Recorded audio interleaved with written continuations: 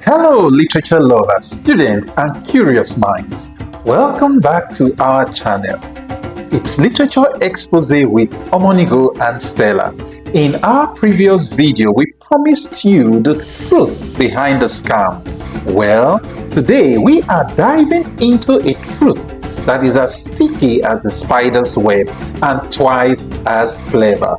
We are talking about Efua Sutherland's masterpiece, The Marriage of Anansewa. This isn't just a story, it's an Ananse guru, the art of the spider. We aren't just summarizing today, we are dissecting the spider's most dangerous game. It's a secular plot that starts with poverty and ends well with wealth. But the journey in between is a high wire act that Ananse is artistically a medium for society to criticize itself can be seen in the expression, "Exterminate Ananse and society will be ruined," as stated in the foreword of the text. Ananse is tired of being the laughingstock of the village. He describes his situation with pure frustration. "Take a look at my condition. I'm not young, yet what are my prospects?" So he decides to use his daughter Anansewa as a marketable property. Imagine that. He literally calls her an object of interest in his letters. But Anansewa isn't having it. She confronts him with a big question of the play. "The object of your interest? Is that me, father?" Here, Anansewa's initial hunch that she is to be sold is confirmed, as stated in page 19. "Oh, my father is selling me. He is selling me." Come on! How do you sell one daughter to 4 powerful chiefs and not end up in a village cell? What on earth is Ananse's big idea? Well, Ananse thinks he's a genius. He doesn't see it as a crime. He sees it as survival. He tells her, "I've been thinking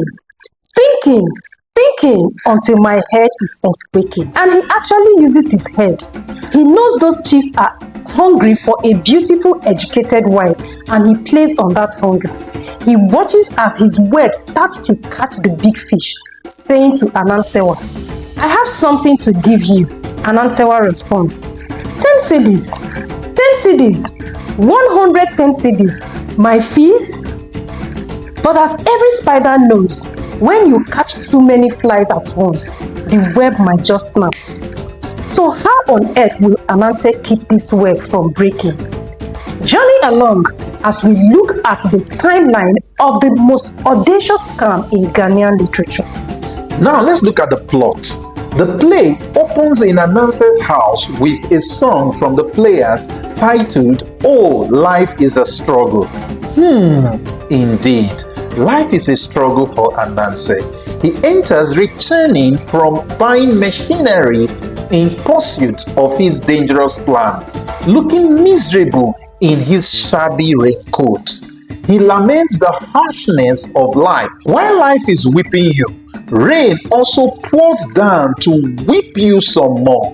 Whatever it was that man did wrong at the beginning of things must have been really awful for all of us to have to suffer so. He calls on his daughter Anansewa to fetch her typewriter. At first, she resists because she has plans to go out, but she agrees after her father explains the work is for their mutual benefit. Following his instructions, she types 4 letters to 4 different chiefs: Chief of Sapase, Chief of the Mines, Togbeklu, known as Chief of Akate, and Chief who is Chief, regarding the little affairs they had discussed and a certain object of interest. When Anansewa realizes her father has promised her to 4 different men simultaneously, she is horrified, exclaiming, "Oh, my father is selling me. He is selling me." Ananse, ever the smooth talker, calms her by focusing on their survival, eventually steering her towards his favorite suitor, the chief who is chief. Soon, the investments start rolling in. and Ananse observes the change in his fortune. How did I get that money when for more than a month I have been constantly struggling with our poverty? This situation turns chaotic when all 4 chiefs announce they are coming for the head drink ceremony on the same day. To escape, Ananse creates a bizarre plan. He decides to fake Anansewa's death. He convinces her to cooperate, telling her it will reveal the suitor who truly loves her. What I have done is that I have organized around you a lively competition to clear the house of his meddling mother Aya and aunt Efua, so they won't discover the deception. He invents a crisis. Yes, our hometown, Naka itself, someone has just reported to me that enemies have set fire to our hope, our cocoa farm. With them gone, a mock funeral is staged, and Ananse announces her death to all the chiefs.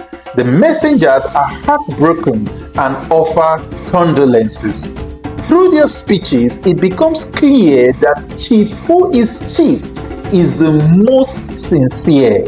He assumes full responsibility for the funeral. Ananse, seeing his goal in sight, begins his miracle performance, calling out, "Wake, oh wake! Love is calling you! Return! Wake, oh wake!" Anansewa wakes up.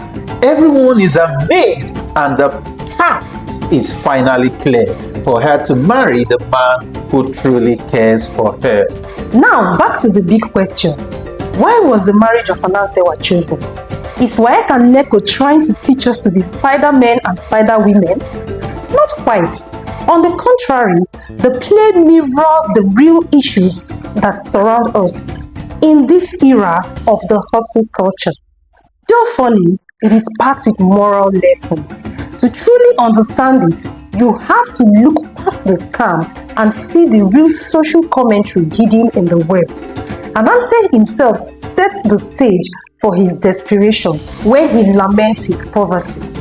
But what about a little fish today and tomorrow? A little meat on which I can count.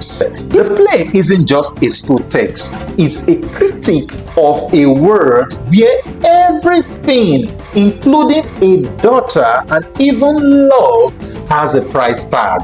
Ananse views his daughter, Anansewa, not just as a child, but as an asset to be managed. He tells her, "Be willing to think with me.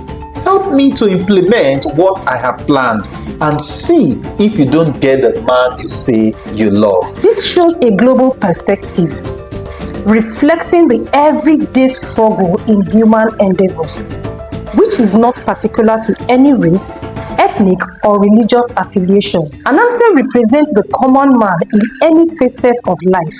His scam is born from a desperate need to survive in a capitalist Ghana, to survive in a capitalist society, a world that doesn't care if he's poor.